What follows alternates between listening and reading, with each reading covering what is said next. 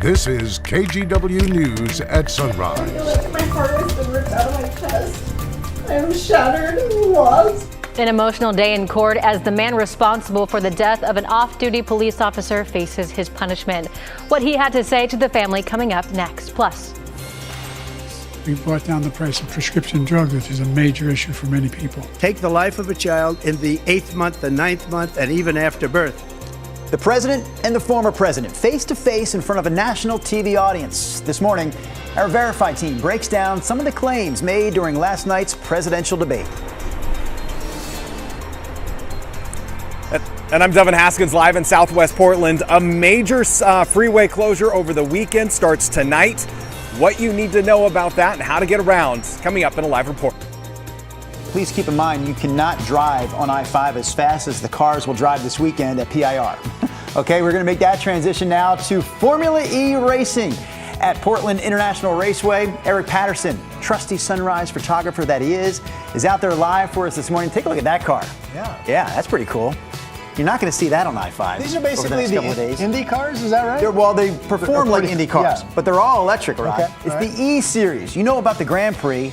This is the E-Prix, and it's happening over the course of the next few days right here in Portland. We say good morning. It is Friday. Anyone here not thankful about that? We're all thankful about that. Rod's going to help us out here with a weekend forecast. Let's take a couple live looks. It is a dry morning. We are dry all areas across our region. We have the rising sun kind of kissing the downtown bridges there. 55 degrees. This is the camera flipped the other way across the Willamette. Looking at downtown, you can see it's partly cloudy over the city. We're at 55, as we just learned, and there's 55 again. All right, 68 degrees at noon, 81 the expected high temperature today. It was only 70 yesterday, but I think 81 is still pretty comfortable. Enjoy. all right, Rod, thank you. We have some traffic alerts for you this morning. The Hood River Bridge is closed to all traffic after a crash involving a semi-truck. Officials from the Port of Hood River say an excavator on the truck hit the bridge and caused severe damage just before noon yesterday. So drivers have to divert to either Cascade Locks or the Dalles to get across the Columbia. ODOT says engineers are assessing the 100-year-old bridge to see if there's any structural damage. They expect to know by this afternoon if they can reopen the bridge. One of our biggest stories this morning is the closure of I-5 here in Portland. It's a closure that starts at 9 o'clock tonight. Our Devin Haskins is live in Southwest Portland near the 26th Avenue overpass with more on the closure. Good morning, Devin. Yeah, good morning. So that bridge behind me, that's the reason for the closure. ODOT's building a new one. You can see they've already built the support structure underneath the freeway. This weekend, they'll take care of the surface part of the freeway, and that's the reason for the closure that starts tonight at 9. So here's a closer look at the closure. We'll start with southbound I-5 out of Portland. The interstate will be shut down between the Terwilliger Boulevard and Capitol Highway exits. Then if you're going northbound, it'll be closed between the Barber Boulevard and Terwilliger exits. But on top of this closure, ODOT will also be closing off several on-ramps beyond the 4-mile stretch. And those include the southbound I-5 Harbor Drive on-ramp, the I-405 southbound interchange to southbound I-5, and on northbound I-5, there's a few more. And those include Spring Garden Street, Capitol Highway, the OR 99 and Barber Boulevard on-ramp, as well as the Haines Street and Cruiseway on-ramps. The bridge was built back in 1959 and widened in the 80s. Today, it carries more than 100,000 cars a day across it. ODOT says the bridge was getting worn down and the new bridge will be more seismically safe. The state says it looked at two options, either diverting traffic over the course of 2 years while it built a new one or closing the freeway for a weekend. The state says the closure saves about 6 months of construction and more than $5 million.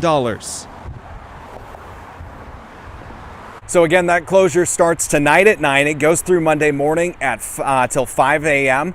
And if you need to get around it, there's a few options. You can take 84 out to 205. You can take OR 99. You can also take 217 and 26. Back to you. Devin, thank you.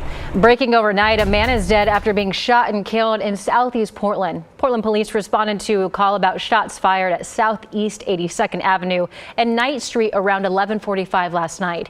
When they got on scene, they found one man dead. As of now, no arrests have been made, but if you have any information about this shooting, call Portland police.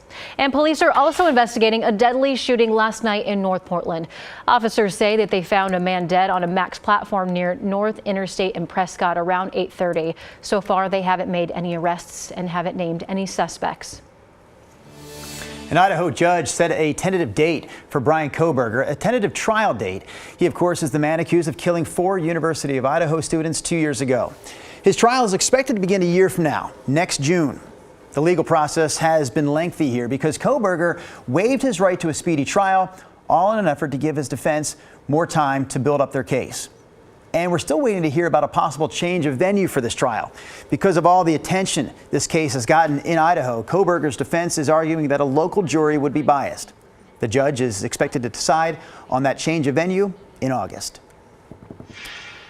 We're also still waiting for a major U.S. Supreme Court decision on a homelessness case that's based out of Southern Oregon. It was expected to come down yesterday or today, but now that ruling may not come until next week. The Chief Justice has scheduled an additional day to issue opinions, that additional day coming on Monday.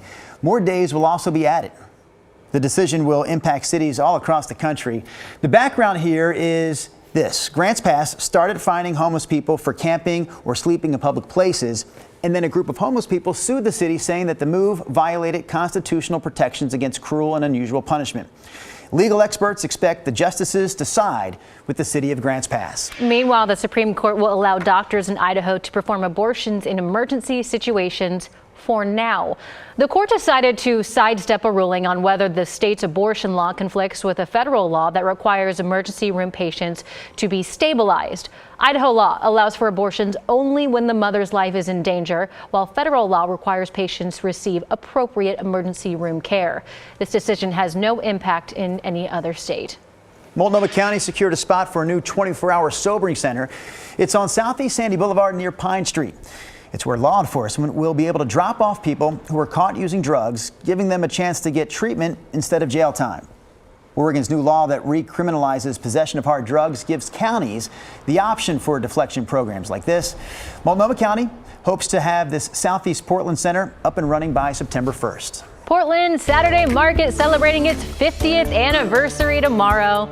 We're going to take a look at video from 2 years ago. The celebration will include all the normal vendors, plus activities, live music, and a raffle. It runs from 10 to 5 on the waterfront. Yo, Rod.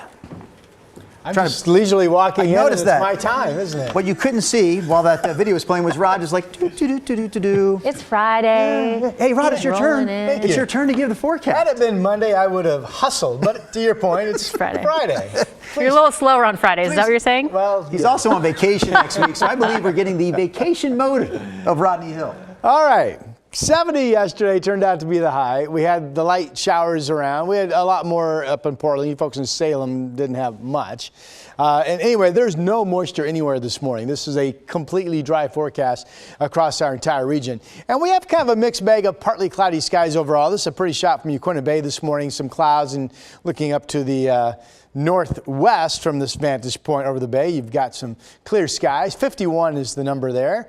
And let's see here. Let's get you to our next camera. This is downtown Portland looking out over the top of the Pioneer Courthouse. And you can see partly cloudy skies. 55 is the early morning number. We've got west-northwest light breezes out there this morning. So again, if you are traveling, it's all dry pavement up to Seattle, out through the gorge, down south, everywhere. 55 in Portland and Salem. It's 45 out in Bend. So temperatures are kind of typical, 40s and 50s for this time of the year. It is Friday, so let's take you through your weekend. The only question is, how much sun do you see at the coast? I think there will be a good bit of sunshine in most areas. Modeling kind of holds on to some clouds up around Astoria and Long Beach. Other than that, this is a day that will be mostly sunny primarily. And then this is mid to high level cloudiness passing on your Saturday for a dry, partly sunny day. Now Sunday morning, you wake up to a solid marine deck of clouds here on the west side. There may be some mist with that, but those clouds expected to clear and will be mostly sunny becoming during the day. Here are the comfortable temperatures statewide. Notice generally highs will be about 79 to 80 or 81. Burns 80, Madras 81, Salem 81, 60s at the coast. The comfortable air temperatures leading us to no, that's 0 red flag warnings for fire danger today. It's good news. Weekend 81, 80, 78, pretty comfortable. We're dry into July 4th. July 4th, I have it 93. That's our next run of hot weather coming. Back to you.